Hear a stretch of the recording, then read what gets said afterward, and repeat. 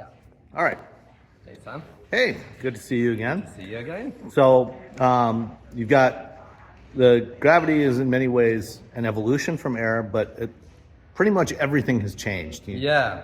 Your team has learned a lot over the last 9 years, or so. Absolutely, Sam. So, of course, the Air has demonstrated that next level of efficiency, range, performance in EVs. I think it has transformed powertrain technology to the next level. But as you said, there are lots of lessons learned. As a first product, you learn a lot. You assemble the best team for the first time, and you can still know and realize that, hey, things could have been done this way. But secondly, of course, technology evolved quickly. Applications also change with SUV to a sedan. And we have that in-house, innovation capability, both from engineering talent, labs, and simulation capability to really accelerate innovation very, very, very quickly. And particularly for Gravity, we developed a new battery cell with our partner Panasonic, which leads to a highest energy density cell in North America. So, is that changes in the cell architecture or chemistry or both? It's both, but mainly chemistry. But there are some changes in the architecture and how the formatting of the anode and cathode in reducing the resistance. But also the nice and important also improvement in that technology is actually the power density, which is the fast charging. Charging in Gravity is absolutely the biggest change and improvement. Plus, I'll explain a few other improvements in our thermal capability, cooling, new drive unit with better efficiency, better NVH, performance. In regard to the charging, we didn't just focus on performance. We focused on convenience, access, consistency, and reliability. So Gravity will be uniquely able to charge from 500 volt and 1000 volt charging networks. So it's equipped with an X charge port compatible with the Tesla supercharging network, terms of location, and of course standard. It offers plug and charge capability, and it's able to charge with very high speeds in both 500 volt systems, sustaining over 200 kilowatt charging power, up to more than 60% of state of charge with a 500 volt, and it charges up to 400 kilowatt with a native 1000 volt charging systems. So all these improvements, changes, and feature additions, which are equipped with Gravity, are created by new hardware, both in the battery and the drive units. And here you see the new drive units, which actually used to boost the voltage from a 500 charging systems. So you have the input coming to the charge port, and you have this output goes to the battery. The drive unit is used as a traction motor during driving, and the regenerative also system during driving. When you are charging, it's used as a boost charging system, which means if you plug it into 500 volt systems, the inverter and the motor work to up the voltage to 900 volt, what the battery can able to accept in order for you to push power from the charger to the battery, because you have to have always the voltage is equal or higher than your battery charging in order to have the current or the electrons to flow from the charger to... Right, and that addresses one of the problems that at least one other automaker that has an 800 volt architecture has had with superchargers, in that they it's not really able to work as well with the lower voltage systems. It can't charge as fast. Yeah. So So voltage is quite tricky, Sam, because power is dependent on voltage and current. Current sometimes is easier to adjust with the thickness of the cable, and it adds weight. But changing voltage and make it compatible with the charging network is absolutely not straightforward. So that's why with Lucid we have this amazing high power density drive unit. And because it cools so well, it has amazing cooling capabilities. One of the best, the highest actually, power density drive unit, both continuously, operated continuously, or in a peak format. And to basically leverage that capability with the charging is allowed us to charge at 225 kilowatt peak with the Tesla supercharging network, or V3 particular, and sustaining that for over 15 minutes of charging, which is really a game changer, because yes, speeds are important, but convenience to access a wide being able to maintain that speed is also important. So because the charging curve of the battery is able, and this is cooled so well, and this is all lessons learned from Lucid Air, and of course from feedback from customers, media. We listened, we adjusted, and we responded to that. So how are you using the motor to boost that voltage when you're hooked up to a 500 volt charger? Yeah. Excellent question. So we have to redesign it. It's not like the same motor. We have to redesign the winding equipment, the inverter switching circuitry, so that when you are at essence, usually you need a transformer to step up voltage. Right. Transformers have been around for hundreds of years. They're heavy, they're expensive, you cannot control them properly, and all. Power electronics has been used to do a boost mode or buck mode conversion of voltage. But it's usually you would use a separate box, separate dedicated box for that design. Yeah, I mean, famously, Toyota on their hybrid systems they boost from a 200 volt battery to 600 volts for their motors. Exactly, it's a separate, expensive. Now for this, we use still the MOSFETs with the silicon carbide MOSFET inside to do the switching. The motor used the winding as an inductor to help you smooth the switching. When you have a film capacitors, were used also normally for an inverter to smooth the currents that goes to the battery when you are driving or charging the original. You always want to have a smoother current so that you don't create additional heat or issues in the switches. And when you switch, use the pulse width modulated switching mechanism. You can switch and use your capacitors, because the capacitors charge and discharge. You can boost the voltage basically through that fast switching, and using the capacitors and then the inductor as a mechanism to boost power with the voltage of the input being constant. And the nice thing about that, actually, Sam, you can always request the highest voltage that the charger can deliver. So in a normal way, the voltage, if you don't have a boost, the voltage is dictated by what the battery needs. If the battery at 600 volt or the battery at 200 volt, it tells you, give me 200 volt plus so I can get it. Now, in this case, because there's a step in voltage, this battery is here, we can say, give me the highest voltage from the charger, which in this case about 450 volt from the Tesla charger. So we end up actually getting higher power with the lowest amount of current, which is 500 amps. Right. So 500 amps times, let's say 450 volt, that's about 225 kilowatt. And we sustain that voltage. We only control the output voltage to the battery through the boosting ratio that's controlled through the brain and the controller of the drive unit. So you can vary it to whatever is the optimal to get the best charging speed for the current state of charge of the battery. Exactly.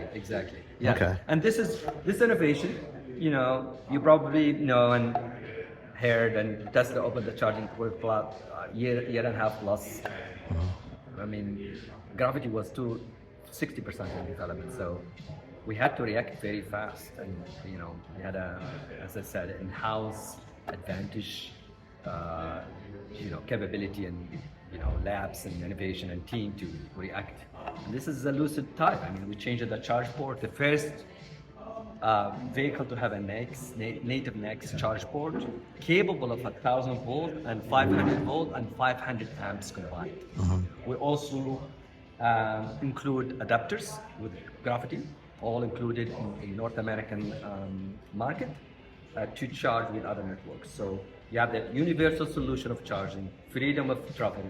That's the goal for a luxury convenience, experience. So one of the big things when Air was launched, aside from obviously the amazing power density of these motors, these tiny little motors that make 600 horsepower, was the efficiency. I remember talking to Peter starting back in 2016. Efficiency was always one of the keys that he emphasized. So this is more efficient. How much more efficient is this design? So, we do have a huge focus on efficiency because of battery cost and mass. We have the smart range philosophy in Lucid. The drive unit, when I started in 2015, there was a state-of-the-art company that do induction motors and brake.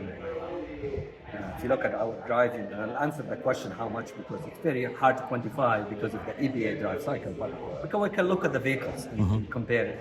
At the vehicle level, it's easier to do. But this has embedded differential that's patented by Lucid. That tiny little differential. It's amazing when I saw that. Yeah. We have a micro-challenge cooling inside the stator that allows it to be always cool and also very compact. We use 3 kilograms of copper compared to the 6 kilograms in the past. That means less also losses in the system. Of course. So was that 6 kilograms for the Air motor, or is that they're comparable between Air and Gravity. Okay. What we changed in Gravity is more thermal endurance. So more capability because it's towing capability. It's a bigger vehicle. It's have a new gear ratio, a new thermal capability, and more efficient magnets that are updated in Gravity. And of course, we keep rolling this technology to Air as we continue to improve the Air platform in every model year, both from MVH, performance, efficiency. But efficiency is a big, as you said, big theme at Lucid. And Lucid Gravity achieves 450 miles EPA with 123 kilowatt hours of battery. So up to about 3.65 miles per kilowatt hours, where the competition is about 2 miles per kilowatt hours, comparable ranges. So that's combined with the efficiency, of course, of the drive unit, all the electronics, the parasitics losses, the aerodynamics, the tire choices, all this holistic view that we have in-house, developed and embraced, led to this superior efficiency, which is really huge if you think about it. This vehicle weighs about 6,800 pounds, and with this amazing luxury and seats and interior and capability, chassis capability, top speed of 155 miles per hour. And you look at these competitors, 1,000 pounds, 2,000 pounds more, 3,000 pounds more heavy. I think that's because it uses a decent size of battery, or small, with giving the range. Of course, it's still amazing power density and energy density, but the drive units weigh much less than any competition, and that mindset is spread all around optimization, every part in the vehicle, including body in line, chassis, interior, electronics, and which this has a cascading effect, helping reducing. When you weigh the vehicle weighs less, you have the brakes. They don't have to be too large. Although this vehicle is equipped with the large brakes because of its performance capability and safety capability, right? The other thing that we have also significantly focused on Gravity, battery degradation and battery safety. Of course, it's world class in Lucid Air, but you always have rooms to improve it. So we actually improve it significantly, battery safety, battery degradation, to make sure our customers enjoy that capability in the vehicle without concerns. And we will share more, of course, the testing and we'll share more about the ranking of gravity So safety. how did you address the degradation and safety for the battery? So of course, lots of lessons learned working, developing these cells in the chemistry with our suppliers. Some companies focus a lot on energy density, and then because adding either silicon in the chemistry or rod, there could be a significant degradation. We have to make sure we have a not just huge focus on energy and power, but sustain energy for the warranty and beyond the warranty time. Because I think eventually consistency.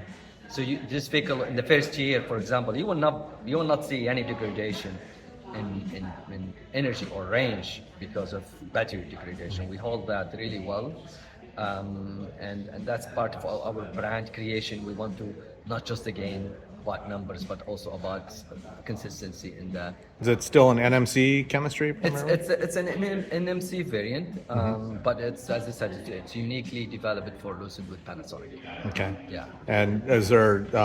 You mentioned silicon. Is there silicon in the anode? There's some silicon content, small silicon content, but optimized to be not affecting, of course, battery life and degradation. And we mentioned earlier the cell architecture. Can you talk a little bit more about what changed there?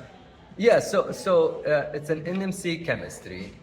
The main optimization with the cell architecture, the mechanical side, is the length of the jelly roll.